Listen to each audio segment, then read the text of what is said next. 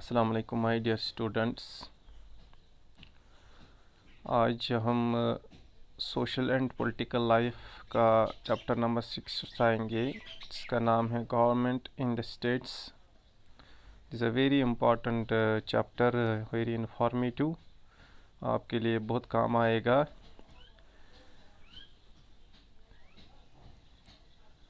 Already हमने पिछला chapter जो पढ़ा है गवर्नमेंट एट द सेंटर, उसमें हमने देखा कि हम जो गवर्नमेंट का पावर है उसको हम डिवाइड करते हैं इनटू 3 लेवल्स: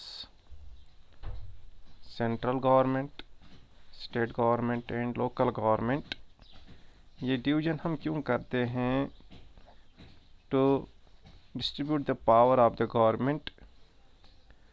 दूसरा कि जो कंट्री है, बहुत बड़ी कंट्री है इंडिया भी, तो इसको स्मूथली चलाने के लिए, स्मूथ एडमिनिस्ट्रेशन बनाने के लिए हम इस पावर को डिवाइड करते हैं, हम कंट्री को डिवाइड करते हैं इनटू डिफरेंट एडमिनिस्ट्रेटिव डिविजन्स। जैसे आपको पता ही है कि इंडिया जो है, India has been divided into 29 states and 7 union territories.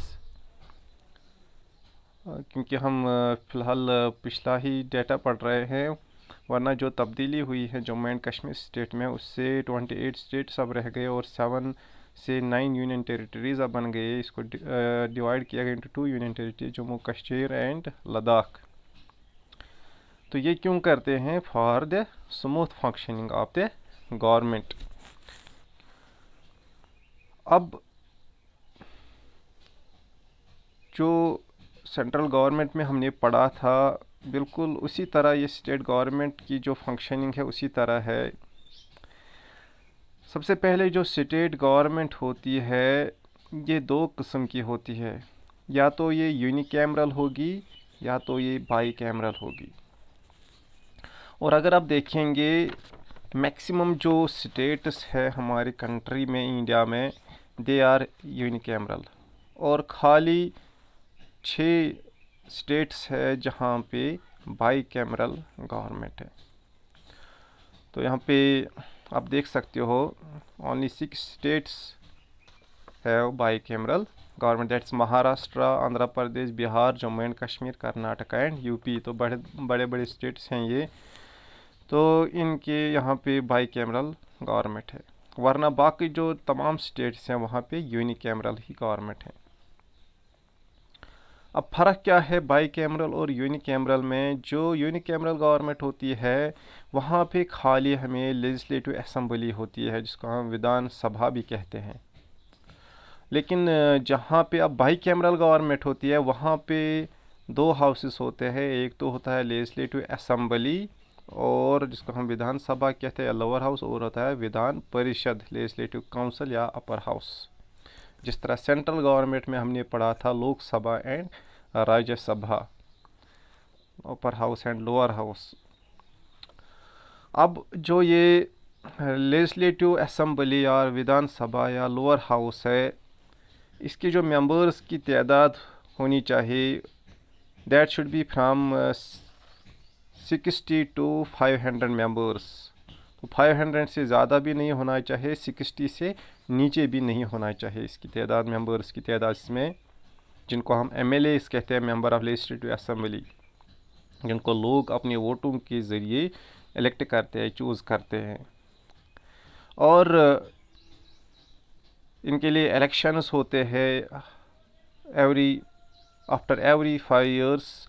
और उसके बाद जो पॉलिटिकल पार्टी जिसकी मेजॉरिटी ऑफ वोट्स आते हैं, जो ज़्यादा कॉन्स्टिट्यूंसी में सीट्स जीतते हैं, तो वो गवर्नमेंट बनाते हैं और वो अपना हेड चूज़ करते हैं, जिसको हम कहते हैं चीफ मिनिस्टर।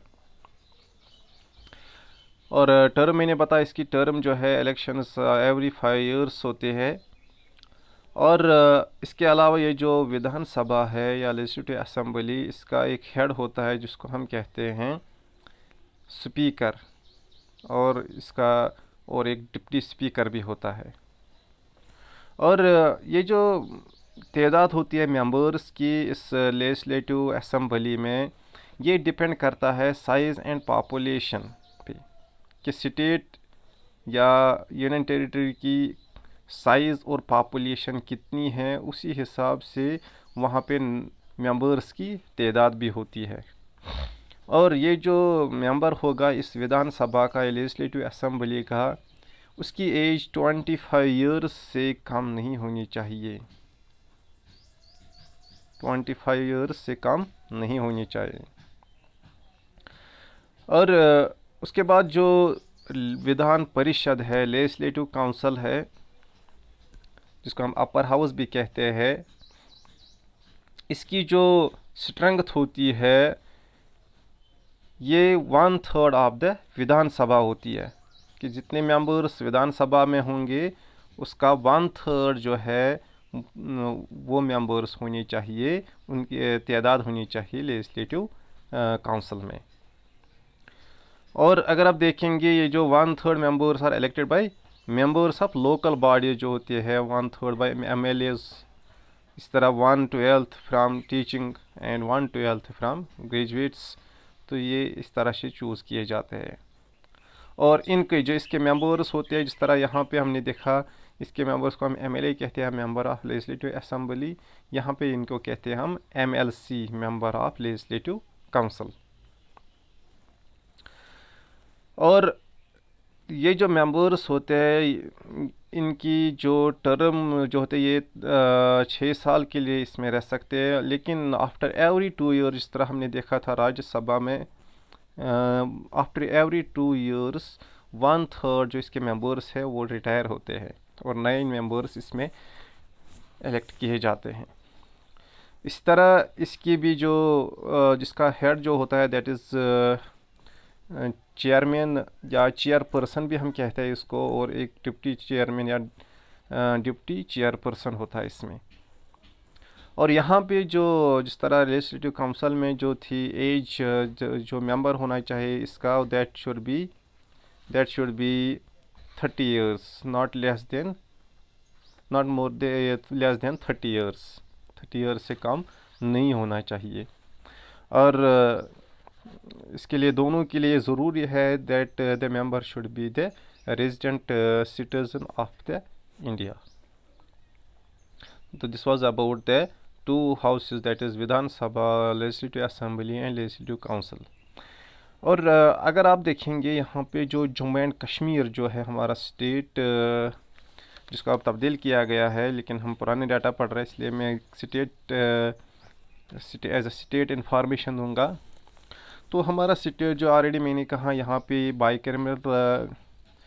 बाईकैमरल है और दोनों हाउसेस पाए जाते हैं, लेजिस्लेटिव असम्बली और लेजिस्लेटिव काउंसिल भी। और अगर आप देखेंगे जो लेजिस्लेटिव असम्बली है, यहाँ पे लेजिस्लेटिव असम्बली में जो मेंबर्स की तादाद है that is 114, including 25 which are reserved for POK, Pakistan occupied Kashmir जो है उसके लिए 25 रिजर्व इन 114 में से। और यहाँ पे ख़ास बात है कि जो हमारा जम्मू एंड कश्मीर स्टेट है, यहाँ पे लेजिस्लेटिव असम्बली की जो टर्म होते हैं दैट इज़ 6 ईयर्स। और जो लेजिस्लेटिव काउंसिल है जम्मू एंड कश्मीर स्टेट का, इसकी जो नंबर ऑफ मेंबर्स है 36 मेंबर्स है। तो this was the little information about our Jammu and Kashmir state. उसके बाद this the administrative structure of the state governments. The governor जो है हेड होता है स्टेट का। उसके बाद जो काउंसिल ऑफ मिनिस्टर्स होते हैं, इस तरह मिनिस्टर होते हैं और सेक्रेटरी होते हैं, एडिशनल सेक्रेटरी होती है, जॉइंट सेक्रेटरी होते हैं। This is the administrative structure of the state government. और इसमें अगर आप देखेंगे जो गवर्नर होता है, हर किसी स्टेट का एक गवर्नर होता है जिसको president of the country appoint करता है, जो ऑलरेडी आपने पिछले चैप्टर में पढ़ा है पावर्स ऑफ प्रेसिडेंट में, that he has the power to appoint the governor of every state. और ये गवर्नर जो होता है, जो स्टेट का जो एडमिनिस्ट्रेशन होता है, that is carried on his name, जिस तरह प्रेसिडेंट के नाम पे कंट्री का एडमिनिस्ट्रेशन चलता है, इस तरह यहाँ पे स्टेट की जो एडमिनिस्ट्रेशन चलती है वो गवर्नर के नाम पे चलती है। और लेकिन जो रियल फंक्शनरी होती है that is the CM along with their council of ministers. तो वो रियल फंक्शनरीज होती है, जिस तरह वहाँ पे प्राइम मिनिस्टर हमने कहा था सेंट्रल गवर्नमेंट में। और यहाँ पे गवर्नर के पास एक ख़ास पावर था जिसको हम कहते हैं डिस्क्रिशनरी पावर। तो डिस्क्रिशनरी पावर क्या होते हैं, कभी कभार जब मेजॉरिटी किसी पार्टी की मेजॉरिटी नहीं मिलती है तो वहाँ पे गवर्नर का रोल आ जाता है स्टेट में, या कभी कभार जो गवर्नमेंट टूट जाती हैं तो स्टेट में गवर्नर रूल होता है, जिस तरह बहुत बार हुआ है जम्मू एंड कश्मीर स्टेट में भी। तो उसके बाद इस में गवर्नर को पूरे इख्तियारात होते हैं, वो पूरे स्टेट को चलाते हैं, जिसको हम कहते हैं डिस्क्रिशनरी पावर। तो ये पावर गवर्नर के पास होता है। और अगर आप देखेंगे उसके बाद जो बिल, जिस तरह हमने सेंट्रल गवर्नमेंट में देखा, सेंट्रल गवर्नमेंट में किस तरह बिल पास होती है, दोनों हाउसेस में लोकसभा और राज्यसभा में एक प्रपोज़ल बनाया जाता है। तो इस तरह यहाँ पे जो बिल है in the form proposal in the form of bill is introduced in both the houses, that is legislative assembly as well as legislative council में एक प्रपोजल बिल का भेजा जाता है, इंट्रोड्यूस किया जाता है। लेकिन अब अगर क्योंकि मैक्सिमम स्टेट्स में एक ही हाउस है यहाँ पे, तो वहाँ पे खाली लेजिस्लेटिव असेंबली है, तो खाली लेजिस्लेटिव असेंबली में ये प्रपोजल भेजा जाता है। उसके बाद जब ये दोनों हाउसेज या लेजिस्लेटिव असेंबली जब इस बिल को पास करते हैं, उसके बाद इसको भेजा जाता है गवर्नर के पास सिग्नेचर के लिए। और जब गवर्नर इस बिल पे सिग्नेचर करता है तो इस तरह से उसके बाद एक लॉ बन जाता है। तो ऑलरेडी सेंट्रल गवर्नमेंट में आपको मैंने समझाया था ये जो बिल है, लॉ जो है कैसे बनता है। उसमें हमने देखा था 3 सब्जेक्ट्स में जो पावर, जो लॉ बनाने का पावर होता है, उसको हम 3 लिस्ट ऑफ सब्जेक्ट्स में हम डिवाइड करते हैं, union list, state list and concurrent list. तो उसको हमने देखा था यूनियन लिस्ट में 97 सब्जेक्ट्स में सेंट्रल गवर्नमेंट को पावर होता है लॉ बनाने का, 67 सब्जेक्ट्स में स्टेट गवर्नमेंट को, और 47 जो सब्जेक्ट्स है कॉन्करेंट लिस्ट में आते हैं।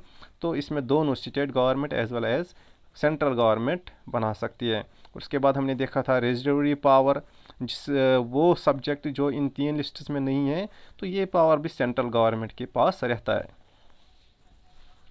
उसके बाद जो एक स्टेट का चीफ मिनिस्टर होता है, तो just like the prime minister of country, chief minister जो होता है इसकी फंक्शन इसी तरह एक स्टेट में होती है। वो एडवाइज़ करता है हर किसी जो डिसीजन लेता है गवर्नर, उसको एडवाइज़ करता है उसमें इसके बारे में। और इसके अलावा जो मिनिस्टर्स यहाँ पे होते हैं, काउंसिल ऑफ मिनिस्टर्स, उसको अपॉइंट करना, ये चीफ मिनिस्टर के कहने पे ही गवर्नर उनको अपॉइंट करता है। उनको अपना जो पावर्स होते हैं मिनिस्टर्स को, ये अलॉट करना, ये चीफ मिनिस्टर के पावर होता है। और एक्चुअल जो हेड होता है एक स्टेट का, that is the chief minister. उसके बाद अगर आप देखेंगे, क्योंकि union territory 7 union territories, now 9 union territories है हमारे कंट्री में, इंडिया में। तो इनके बारे में हमें पता है कि यूनियन टेरिटरी क्या होती है। ये एक्चुअली स्मॉल साइज़ होता है यूनियन टेरिटरी का, और पॉपुलेशन भी कम होती है। तो it is small in size always as in population. और इसमें डायरेक्टली एडमिनिस्ट्रेशन जो है ये सेंट्रल गवर्नमेंट चलाती है। और सेंट्रल गवर्नमेंट का जो हेड प्रेसिडेंट होता है वही एक एडमिनिस्ट्रेटर अपॉइंट करता है इस यूनियन टेरिटरी का, जो इसको चलाता है। और इसको हम कहते हैं चीफ कमिश्नर, या हम कहते हैं लेफ्टिनेंट गवर्नर। जिस तरह आज हमारी स्टेट में लेफ्टिनेंट गवर्नर का रोल चल रहा है, गुरमी जो है, तो उसका गिरीश चंद्र गुरमी, तो उसका रोल चल रहा है आज यहाँ पे, जिसको हाल ही में अपॉइंट किया गया है प्रेसिडेंट ऑफ इंडिया ने। और इसके बाद अगर आप देखेंगे हमारे स्टेट जम्मू एंड कश्मीर के बारे में, तो जो गवर्नर्स ऑफ स्टेट, सबसे पहले जो एक बात है यहाँ पे कि जम्मू एंड कश्मीर जो स्टेट हैं असल में इसके जो एडमिनिस्ट्रेशन, इसकी जो गवर्नमेंट है, इससे ही पता चलता है ये स्टेट ख़ास है बाकी स्टेटों से, क्योंकि यहाँ पे सबसे पहले जो महाराजों का रूल चल रहा था, उसके बाद यहाँ पे पहला सदर रियासत जो बन गया था वो था करण सिंह। 1952 से 1965 तक सदर रियासत जो था दैट वाज करण सिंह। तो this he was the first and the last सदर रियासत of the Jammu and Kashmir state. उसके बाद 1965 से यहाँ पे गवर्नर्स जो जम्मू एंड कश्मीर के उनके नाम यहाँ पे और उनका ऑफिस जो टर्म जो कहाँ से कहाँ तक थे। तो सबसे पहला first governor was also the Karan Singh 1965 to 1967। उसके बाद अगर आप देखिए भगवान शाही 1967 1973, लक्ष्मीकांत जहा 1973 टू 1981, राजकुमार नेहरू तो 1981 to 1984, Jagmohan Singh 1984 to 1989, K V Krishna Rao 1989 to 1990, Jagmohan again here. तो जगमोहन पहले आया था, अब दूसरी बार 1990 टू ये कम टर्म के लिए 19 जनवरी 1990 टू 26 मई 1990, कुछ महीनों के लिए। Girish Chandra Saxena 1990 to 1993, KV Krishna Rao again second term here 1993 to 1998, Girish Chandra Saxena again his second term here 1998 to 2003, Shrinivas Kumar Sinha 2003 to 2008, Narendra Nath Vohra 2008 to 2018। तो 10 साल के लगातार 2 बार ये यहाँ पे गवर्नर रहे हैं NN वोहरा। और लास्ट जो यहाँ पे गवर्नर था 10th, तो टोटल 10 गवर्नर्स यहाँ पे रहे हैं। सत्यपाल मलिक 2023 अगस्त 2018 टू 13 अक्टूबर 2019। तो ये was the last governor and first was Karan Singh. उसके बाद अगर आप देखेंगे जम्मू एंड कश्मीर के लिए ये ख़ास बात है कि यहाँ पे पहले प्राइम मिनिस्टर्स भी 5 प्राइम मिनिस्टर्स यहाँ पे थे। और पहला प्राइम मिनिस्टर जो यहाँ पे था that was Mehr Chand Mahajan 1947 to 1948, near about 140 days के लिए ये था। He was belong to Indian National Congress. उसके बाद Sheikh Abdullah 1948 to 1953, 5 years 157 days National Conference. Bakshi Ghulam Ahmad 1953 to 1963, 10 years 64 days National Conference. Khwaja Shamsuddin 1963 to 1964, 140 days के लिए National Conference. And last was Ghulam Mohammad Sadiq 1964 to 1965, he was from the party of Indian National Congress। तो इससे हमें पता चलता है कि ये जो जम्मू एंड कश्मीर स्टेट है it was different from other states, क्योंकि यहाँ पे पहले प्राइम मिनिस्टर्स भी थे। उसके बाद अगर आप देखेंगे जो चीफ मिनिस्टर्स यहाँ पे रहे हैं, 9 चीफ मिनिस्टर्स बन गए यहाँ पे। तो पहला था गुलाम मोहम्मद सादिक 1965 टू 1971 INC से। इस तरह जो ये लिस्ट है आप इनको याद करोगे। और लास्ट जो आप जानते हो महबूबा मुफ्ती थी, तो 2016 से 2018 तक 2 years 77 days PDP Peoples Democratic Party से थी वो। और इस तरह से जो हमारा जो ये चैप्टर है ये काफ़ी आसानी से मैंने प्रेजेंटेशन से आपको यहाँ पे प्रेजेंट किया आपके सामने। उम्मीद है आपको ये समझ आया होगा। फिर भी आपको अगर कहीं पे कोई भी कुछ भी समझ नहीं आया तो आप मुझे बता सकते हैं। अल्लाह हाफ़िज़।